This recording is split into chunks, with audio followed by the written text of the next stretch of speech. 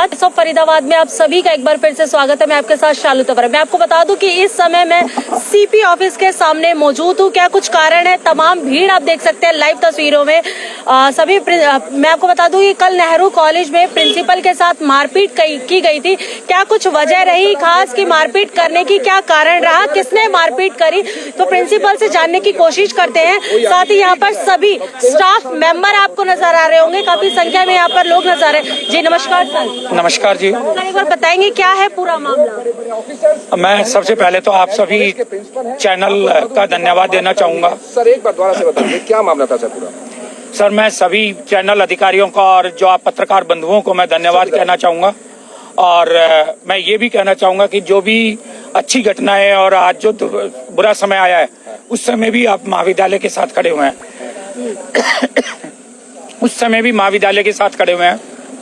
और मैं घटना के बारे में बताना चाहूंगा कि कल दिनांक 6/5/2022 लगभग 11:15 बजे हमारे महाविद्यालय की एक assistant professor doctor Madhusudan Goyal, department chemistry, जिनके पिताजी और माताजी और बहन महाविद्यालय में आए और महाविद्यालय में पहले चपरासी ने रोका, गेट कीपर ने रोका और स्टाफ ने रोका, किंतु स्टाफ ने रोकने के बाद भी जबरदस्ती ऑफिस में घुस गए, प्रिंसिपल ऑफिस में।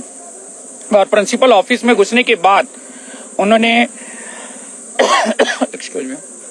प्रिंसिपल ऑफिस में घुसने के पश्चात जिस समय मैं अपना ऑफिस का काम कर रहा था और अटैक डायरेक्ट ही मेरी कुर्सी के पास आए और थप्पड़ मुक्के मारकर उन्होंने मुझे चोट पहुंचाई। और इसके साथ साथ ही गाली गलौज, जो कि मैं शब्दों के अंदर बयान नहीं कर सकता हूं, गाली गलौज देना शुरू किया और मुझे जान से मारने की धमकी देनी शुरू की। मधुसूदन गोयल वहीं पर थे, जो कि मधुसूदन गोयल जो असिस्टेंट प्रोफेसर है, उन्होंने ही उनको उकसाया था और तीनों को वो अपने साथ लेकर आए थे। पिताजी नरेश कुमार गोयल जो कि कनीना निवासी हैं और उनकी दुकान कनीना में ही काम कर रहे हैं। माता पिता फरीदाबाद के अंदर उनके साथ रह रहे हैं। मैं इस समय यही कहना। आपने कहा कि उन्होंने उकसाया, किस लिए उकसाया, क्या हाँ, इसके बारे में मैं आपको बताना चाहूंगा। वो दिव्यांग हैं, किंतु दिव्यांग होने के उसका फायदा लेते हुए वो बार बार अपने प्रिंसिपल को जो कार्रवाई होती है, प्रशासनिक कार्रवाई होती है, उसमें बाधा डाल रहे थे। जैसा कि उनको कुछ बातों के लिए मेमो दिया गया जो कि काम नहीं करने के कारण से, तो उस मेमो देने के कारण से वो ज्यादा ही इसके अंदर हो गए और अपने माता पिता को वो साथ में ले आए। और इससे पहले भी मुझे उन्होंने धमकी दी कि जब मेरे पिताजी आएंगे तो तुम्हारी कुटाई और पिटाई होगी। आज कमिश्नर ऑफिस पहुंचे हैं, क्या आश्वासन मिला और क्यों आपके साथ पूरे लगातार तमाम प्रोफेसर पहुंचे हैं? देखिए, प्रोफेसर बंधुओं का और जो मेरे टीचिंग और नॉन टीचिंग स्टाफ मेरे साथियों का मैं धन्यवाद भी कहूंगा। और मेरे कुछ विद्यार्थी भी यहाँ पर हैं, उन विद्यार्थियों का भी मैं धन्यवाद कहूंगा जो कि इस दुख घड़ी में जो कि उन्होंने वो मेरे साथ खड़े हुए हैं। और इससे मुझे लगता है कि मेरा महाविद्यालय आगे बढ़ चढ़कर काम करेगा। मैं सभी को धन्यवाद कहना चाहूंगा। और इसके साथ साथ ही आज हम इसलिए आए क्योंकि कल 1 बजे के लगभग हमने पुलिस चौकी के अंदर इंफॉर्मेशन दी, लिखित में दी। साथ साथ हमने वीडियो के लिए भी, हमने मेरे पास रिकॉर्डिंग थी, वो भी उपलब्ध करवाने का प्रयत्न किया, किंतु उन्होंने उस समय मना कर दिया लेने से। और उन्होंने कहा कि हम आपसे बाद में लेंगे, पहले एफआईआर करेंगे। और उस समय एफआईआर अब तक, आज की तिथि तक, इस समय तक एफआईआर नहीं हुई है। सर ऐसी क्या वजह रही कि जो आते ही उन्होंने आपके साथ हमला कर दिया? देखिए, मैंने बताया प्रशासनिक कारणों से उनको मेमो दिया गया था और कुछ वित्तीय कारण थे, कुछ उनके अपने व्यक्तिगत कोई कारण रहा होगा, नाराजगी रही होगी, क्योंकि स्टाफ मेंबर लगभग 200 स्टाफ मेंबर है। ये तो निश्चित है कि प्रशासनिक कारणों से पूरे स्टाफ को। इससे पहले भी आपसे कोई नाराजगी जताई है उन्होंने? नाराजगी जताई है, किंतु उनका एक तो इनकम टैक्स के मामले में उन्होंने नाराजगी जताई और एक उनका मेडिकल बिल के बारे में भी उन्होंने नाराजगी जताई। मेडिकल बिल रोकने का कारण यह है, हमने उनसे पूछा ही था, रोका नहीं गया था कि आपके पिताजी तो कनीना मंडी में दुकान कर रहे हैं और आप उनका मेडिकल बिल अपने ऊपर डिपेंडेंट दिखाकर आप मेडिकल बिल क्लेम कर रहे हैं। तो उन्होंने कहा जी मैं एफिडेविट दे देता हूं और जहां तक मेरी अपनी जानकारी है वो इनकम टैक्स रिटर्न भी फाइल करते हैं और टैक्स पे भी हो सकते हैं। दुकान, क्योंकि मैं कनीना मंडी से ही बिलोंग करता हूं, मैं आपको एक और जानकारी दे देना चाहूंगा, और इस वजह से मुझे जानकारी थी। फिर भी उनके टैक्स के बिल, वो सारे टैक्स से रिलेटेड भी इश्यूज खत्म कर दिए गए थे, और एफिडेविट के कारण मेडिकल बिल भी रियम्बर्स, इन कारणों से। प्रोफेसर कब से हैं, क्या नाम है और कब से मतलब कॉलेज में कार्यरत हैं? और व्यवहार, मतलब अभी हम प्रोफेसर से भी जानने की कोशिश करें, क्या व्यवहार कुछ गलत संगत तो नहीं था कि कई बार ऐसा आपने मेमो जारी किया, आपने बोला काम को लेके किया? नाम क्या है, कब से थे वो? जी, जहां तक मेरी अपनी जानकारी है, इनका 4 साल लगभग हो गए हैं, और डॉक्टर, उनका नाम doctor Madhusudan Goyal, assistant professor chemistry, department of chemistry में वो कार्यरत है।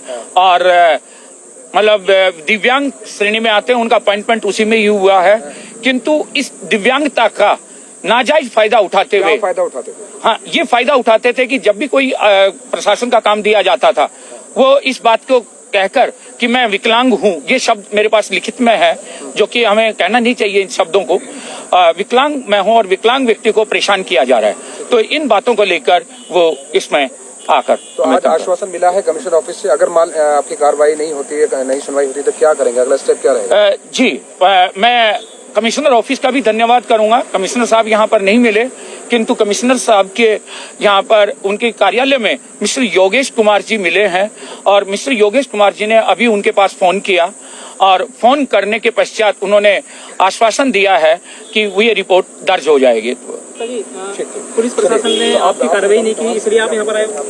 पुलिस प्रशासन ने रिपोर्ट नहीं दर्ज की थी, और बार बार कहने के ऊपर भी मेरा फोन मैंने किया 2 बार, मेरे पास कॉल रिकॉर्डिंग वाला कॉल भी है, फोन भी नहीं उठाया पुलिस प्रशासन, जो हमारे इन्वेस्टिगेशन ऑफिसर या जो भी उस समय आए थे, तो उस समय उन्होंने फोन नहीं उठाया। इससे तंग आकर हमने यहाँ पर, मैंने अपने मतलब ऑनलाइन इसके अंदर शिकायत दर्ज की, और ऑनलाइन शिकायत दर्ज होने के जो मेरी अपनी एक संभावना है, ऑनलाइन शिकायत उनके पास पहुंची होगी, और उनको शायद पता भी लग गया होगी, कमिश्नर के ऑफिस में गए हैं पूरा स्टाफ मिलकर।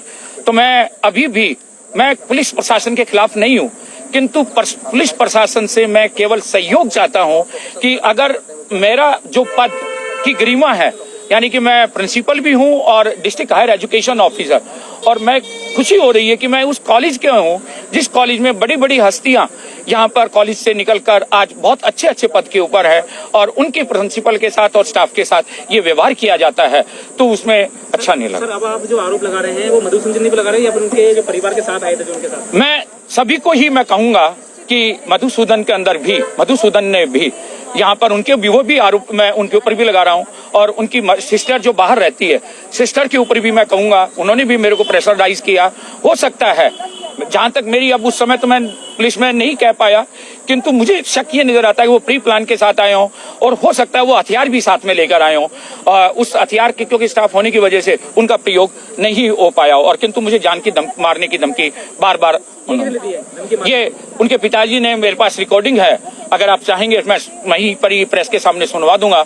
और ऐसी ऐसी गालियां दी जो कि एक मेरे पास non teaching staff, teaching staff जो लेडी स्टाफ भी, और आप भी लेडी स्टाफ में हैं, पत्रकार बंधुओं में, उनके सामने वो रिकॉर्डिंग भी मैं सुनाते हुए शर्म महसूस करता। सर, कॉलेज में आप पे हमला हुआ, उस समय कोई टीचर्स, कोई बच्चे मौजूद थे? बिल्कुल, बच्चों का हम जो मधुसूदन जी से, उनसे भी हम लाइव के माध्यम से पूरी बात बताएंगे, क्योंकि ये एक पक्ष है, दूसरे पक्ष से हमें अभी जानना बहुत जरूरी है, क्योंकि कहीं ना कहीं उनके परिवार के ऊपर, उनके ऊपर एक मारने का आरोप लगाया जा रहा है, और एक साजिद के तहत इनको मारा गया है, और धमकी भी दी जा रही है मारने की।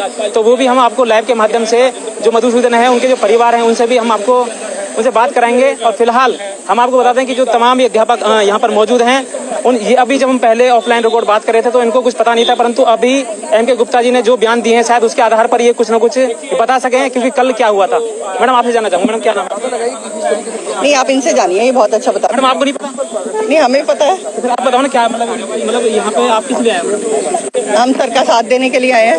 किसी के साथ क्या हुआ था? सर के साथ सर पे एक हैंडलिंग हुई है, सर के साथ अटैक हुआ, कोई कॉलेज के एक सहायक प्रोफेसर हैं, उनके पेरेंट्स ने किया। कॉलेज के कौन प्रोफेसर? नाम? हाँ, मधुसूदन गोयल है, ऐसा हमें बताया गया है। हम वहाँ पे आई विटनेस नहीं थे, सिर्फ कानों सुनी बात है, और मुझे बताया गया है।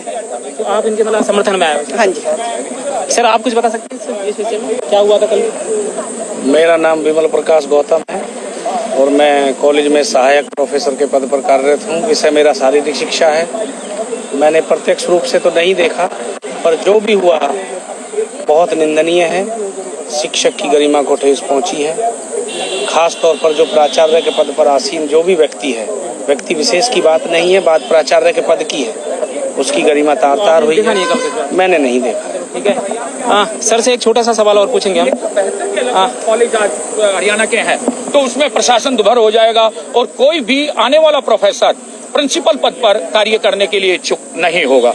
तो मैं चाहूंगा आप मीडिया के माध्यम से आप इसको आवाज जो उठा रहे हैं उसके उठाकर आप इनको अरेस्ट करवाइए चारों को, और साथ साथ मुझे और मेरे महाविद्यालय के छवि को इसके अंदर उन चारों का नाम बता सकते हैं? हाँ, doctor Madhusudan Goyal, assistant professor chemistry.